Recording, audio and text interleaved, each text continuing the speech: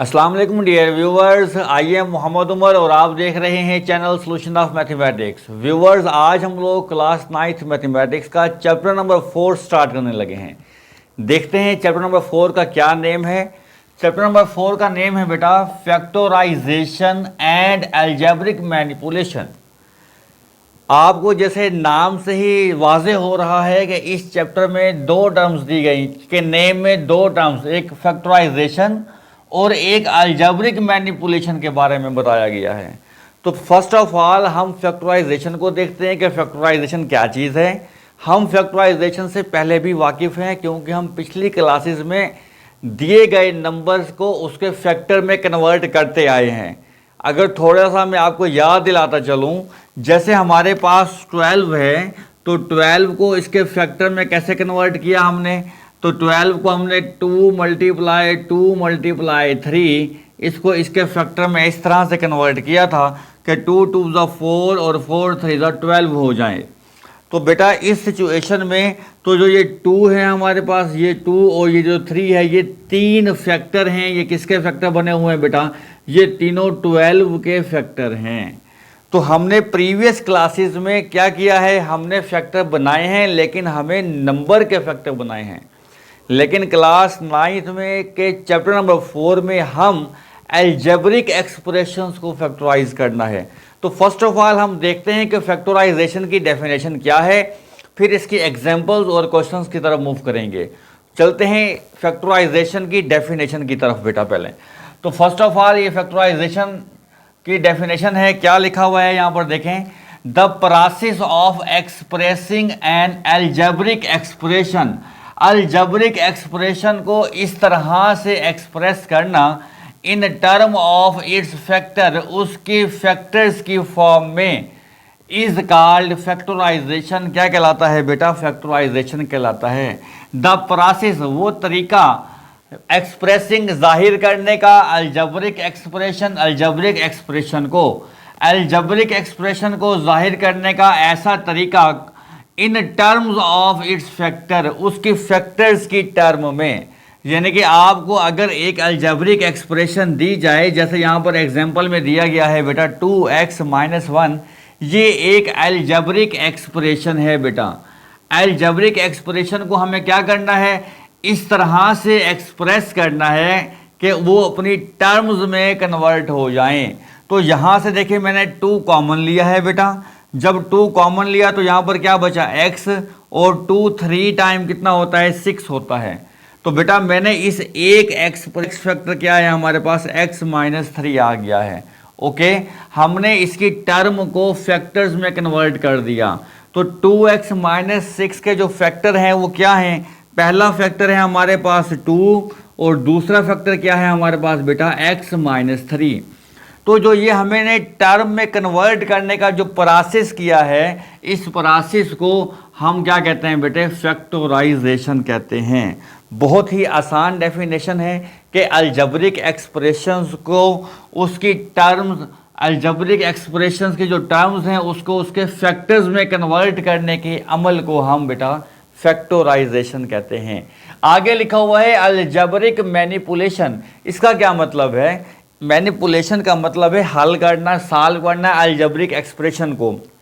यानी कि algebraic expression को सम करना है, सब्ट्रैक्ट करना है, ऐड करना है या डिवाइड करना है, इस सारे प्रोसेस को हम अलजेब्रिक मैनिपुलेशन में लेते हैं। अलजेब्रिक मैनिपुलेशन का मतलब हुआ कि अलजेब्रिक एक्सप्रेशंस में अगर ब्रैकेट्स आ रही हैं आप उसे सॉल्व करें, प्लस माइनस आ रहा है उसको सॉल्व करें।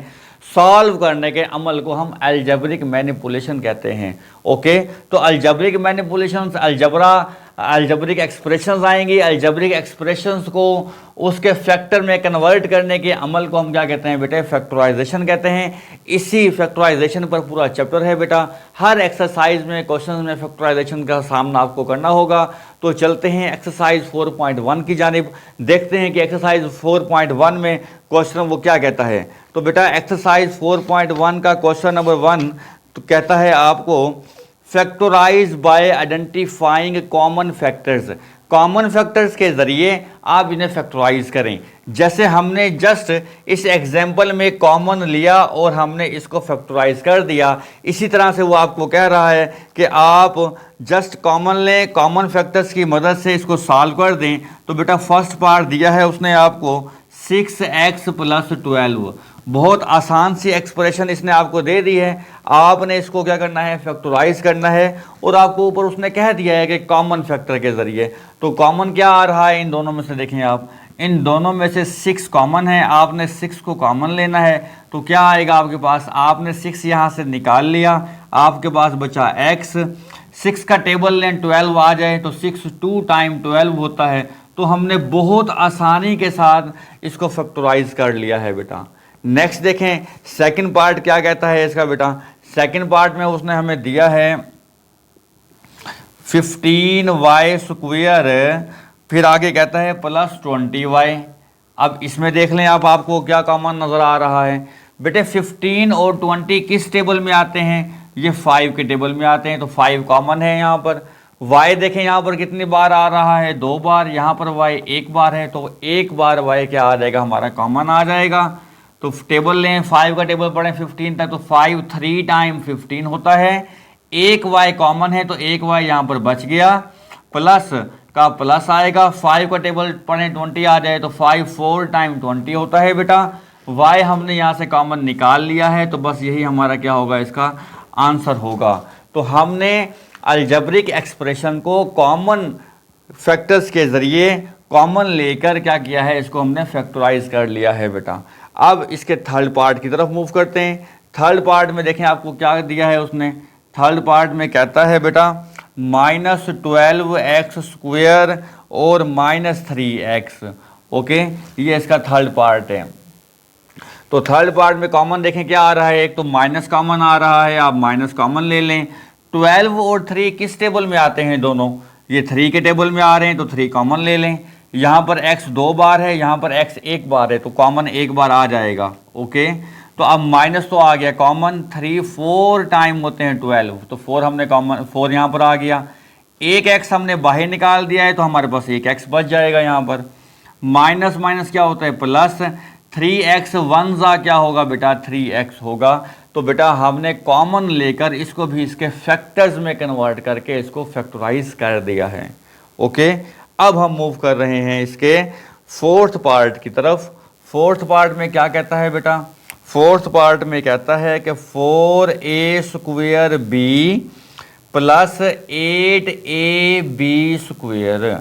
ओके, फर्स्ट ऑफ ऑल 4 और 8 दोनों किस टेबल में आते हैं बेटा, 4 के टेबल में आ रहे हैं। ठीक है, यहाँ पर देखें a 2 बार है, यहाँ पर a 1 बार है, तो जो कम वाला होता है वो कॉमन ले लेते हैं, यानी कि a को 1 बार हम कॉमन ले लेंगे। b देखें यहाँ पर 1 बार है, यहाँ पर 2 बार है, तो 1 बार b क्या आ जाएगा, कॉमन आ जाएगा। अब जो बाकी बचा वो लिखना है। 4 हमने बाहर निकाल दिया, एक a हमने बाहर निकाला है, तो यहाँ पर a 2 हैं, तो एक a यहाँ पर बच जाएगा। b हम बाहर निकाल चुके हैं। ओके, प्लस 4 2 टाइम 8 होता है बेटा। a हमने एक बार बाहर निकाल दिया है, b भी हमने एक बार बाहर निकाला, तो यहाँ पर b 2 हैं, तो एक b हमारे पास यहाँ पर बच जाएगा। तो इस तरह से हमने बेटा इसके फोर्थ पार्ट को भी फैक्टराइज कर लिया है। अब मूव करते हैं हम इसके फिफ्थ पार्ट की तरफ। जी बेटा, फिफ्थ पार्ट है हमारे पास xy - 3x² + 2x। First of all number देखें, यहाँ पर इसका 1 है, यहाँ पर 3 और 2, 1 3 और 2 किसी एक टेबल में नहीं आता, इसका मतलब है कोई नंबर कॉमन नहीं आ रहा। x देखें यहाँ पर 2 बार 1 बार है, यहाँ पर 2 बार, और फिर इस टर्म में 1 बार है, तो इसका मतलब ये हुआ कि x 1 बार कॉमन आ जाएगा। ओके, y यहाँ पर 1 बार है, यहाँ पर y अवेलेबल नहीं है, यहाँ पर भी y अवेलेबल नहीं है। अगर किसी एक भी टर्म में y अवेलेबल ना हो तो वो कॉमन नहीं आएगा, तो जस्ट x कॉमन आता है, तो बाकी देखें क्या बचता है, यहाँ पर एक y बचेगा, 3 का 3 आ गया, एक x बाहर है तो एक x बच जाएगा, x बाहर है तो यहाँ पर क्या बचेगा बेटा, 2 बचेगा सिर्फ। ओके, ये हमने इसको फैक्टराइज कर लिया कॉमन लेकर। अब नेक्स्ट देखें, 3 9 और 15 तीनों किस टेबल में आते हैं, ये 3 के टेबल में आते हैं, तो हम यहाँ पर 3 लिख लेंगे। ओके, a यहाँ पर 2 बार है, यहाँ पर 1 बार, फिर यहाँ पर 1 बार, तो 1 बार a कॉमन आ जाएगा बेटा। इस तरह से b यहाँ पर एक बार है, यहाँ पर 2 बार, फिर यहाँ पर एक बार, जो कम बार है वो कॉमन आएगा, तो एक बार b कॉमन आ जाएगा। 3ab निकाल लो, यहाँ से 3 निकाल लिया, एक बार a निकाला तो एक बार a बचेगा, b हमने बाहर निकाल लिया है यहाँ से, माइनस 3 3 ज़ा 9, a हमने बाहर निकाल लिया, एक बार b जब यहाँ से बाहर निकालेंगे तो एक बार b यहाँ पर बच जाएगा। 3 5 टाइम 15 और a भी हमने यहाँ से बेटा बाहर निकाल लिया है। तो बेटा बहुत आसानी से हमने एक्सरसाइज 4.1 का क्वेश्चन नंबर 1 कर लिया है। उम्मीद है बेटा फैक्टराइजेशन आपको समझ आ गई होगी। अलजेब्रिक एक्सप्रेशन को उसकी फैक्टर की फॉर्म में कन्वर्ट करने के प्रोसेस को हम फैक्टराइजेशन कहते हैं। फैक्टराइजेशन हम कॉमन लेकर कर सकते हैं, हम फैक्टराइजेशन बाय यूजिंग फार्मूला भी कर सकते हैं। हम आगे क्वेश्चंस आ रहे हैं, स्टेप वाइज हम इसको समझते जाएंगे।